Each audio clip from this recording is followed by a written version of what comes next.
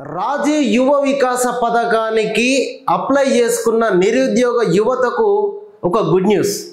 నిన్న నాగర్ కర్నూలు జిల్లా ఆమ్రాబాద్లో ఇందిరా సౌర జల వికాస పథకం ప్రారంభోత్సవంలో భాగంగా బట్టి విక్రమార్క మాట్లాడుతూ త్వరలో నిరుద్యోగ యువకులకు జూన్ 2వ తారీఖున రాజీవ్ యువ వికాస పథకానికి 1000 కోట్ల రూపాయలు రిలీజ్ చేయబోతా ఉన్నాం అని చెప్పి ఆయన ప్రకటించడంతో నిరుద్యోగుల లోపల ఒక ఆనందం వ్యక్తమవుతా ఉన్నది.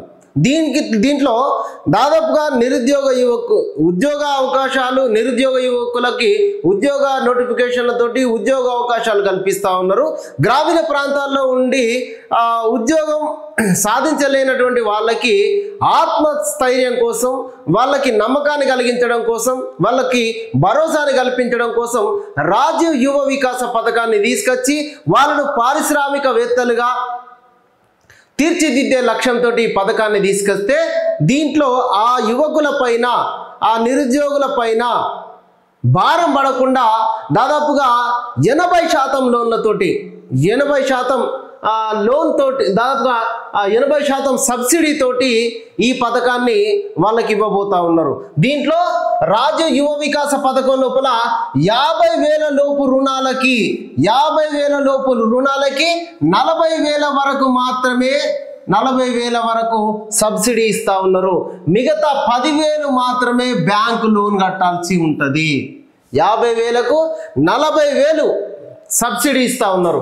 కేవలం 10,000 మాత్రమే కట్టేటువంటి అవకాశం ఉన్నది. ఇక 1,00,000 నుంచి 2 లక్షల వరకు రుణాలకి 80% సబ్సిడీ, 80% సబ్సిడీ, 20% లోన్. ఇక 2 లక్షల నుంచి 4 లక్షల వరకు 70% సబ్సిడీ, 30% మాత్రమే లోన్ కట్టేటువంటి అవకాశం ఉన్నది. ఇది పూర్తిగా వాళ్ళపైన ఎట్లాంటి భారం కలిగించకుండా వాళ్ళకి ఆర్థికంగా నిలదొక్కునే విధంగా ఈ పథకం ఉపయోగపడతా ఉన్నది. రాజీవ్ యువ వికాసం కింద నిరుద్యోగులకి 4 లక్షల వరకు 50,000 నుంచి 4 లక్షల వరకు రుణాలు ఇచ్చేటందుకు ప్రభుత్వం సిద్ధపడ్డది. జూన్ 2వ తారీఖున ఈ పథకం కోసం 1000 కోట్లను రేవంత్ రెడ్డి ప్రభుత్వం కేటాయించబోతా ఉన్నది. ఇది రాజీవ్ యువ వికాసం. ఇప్పటికే గ్రామాల్లో ఉన్నటువంటి, మండలాల్లో ఉన్నటువంటి, జిల్లాల్లో ఉన్నటువంటి అధికారులకు ఇప్పటికే సూచనలు కూడా వెళ్ళినాయి. దీనికి సంబంధించి ఇప్పటికే గ్రామాల లోపల వాళ్ళు పిలిచి బ్యాంక్ అధికారులు పిలిచి ఎంక్వైరీ కూడా చేస్తూ ఉన్నారు. 1,00,000 నుంచి 2 లక్షల వరకు అయితే 80% సబ్సిడీ, 80% సబ్సిడీ ఇవ్వబోతా ఉన్నారు. 2 లక్షల నుంచి 4 లక్షల వరకు 70% సబ్సిడీ. అసలు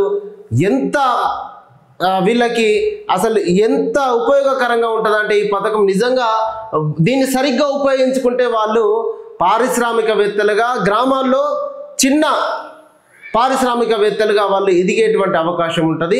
నిత్యం వాళ్ళకి ఒక సైడ్ ఇన్కమ్ అనేది తప్పనిసరిగా ఉంటుంది అని చెప్పేసి ఏ ఉద్దేశంతో అయితే ఈ పథకం తెచ్చిరో ఆ ఉద్దేశ లక్ష్యాలను నెరవేర్చుకునే దిశగా యువత ప్రయత్నం చేయాలని చెప్పేసి కూడా నిన్న బట్టి విక్రమార్క సూచించడం జరిగింది. ఒక మంచి పథకానికి జూన్ 2వ తారీఖున 1000 కోట్ల రూపాయలను ప్రభుత్వం రిలీజ్ చేయబోతా ఉన్నది.